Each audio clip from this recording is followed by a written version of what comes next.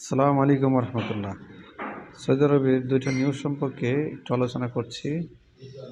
আজকে একটা নির্ভরযোগ্য একটা পত্রিকায় সৌদি এক্সপ্রেসের মধ্যে বলা যে দেখাচ্ছে যে সৌদি আরব স্পেস থেকে সৌদি আরবের মানচিত্র বা আশেপাশে এলাকা কেমন দেখাচ্ছে।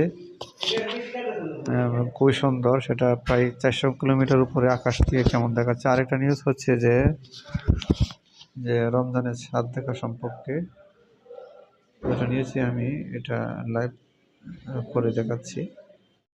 জি, এখানে আরেকটা সৌদি গ্যাজেটের থেকে, সৌদি আরবের নির্ভরযোগ্য পত্রিকা সৌদি গ্যাজেট থেকে আরেকটা নিউজ হচ্ছে রমজানের চাঁদ দেখা সম্পর্কে।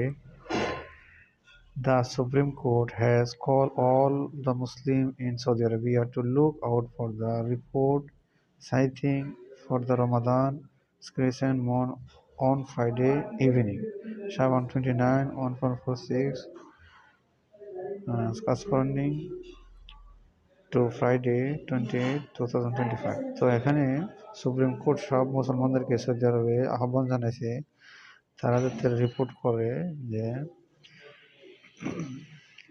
সন্ধ্যার দিকে তারা সতর্ক থাকে বা লক্ষ্য রাখে যে চাঁদের ব্যাপারে। আসলে মূলত তো সৌদি সরকারই তারা এগুলি দেখে এবং তারা নিজস্ব ট্রিম আছে, তারা নিজস্ব ইনস্ট্রুমেন্ট যন্ত্রপাতি দিয়ে দেখে। এরপরও সব জনগণকে এটা আহ্বান জানাচ্ছে সাধারণ অর্থে। তো ইনশাআল্লাহ ফ্রাইডে ইভিনিং টাইম ইনশাআল্লাহ দেখা যাবে। ইনশাআল্লাহ যদি হয় তাহলে তো শনিবারে।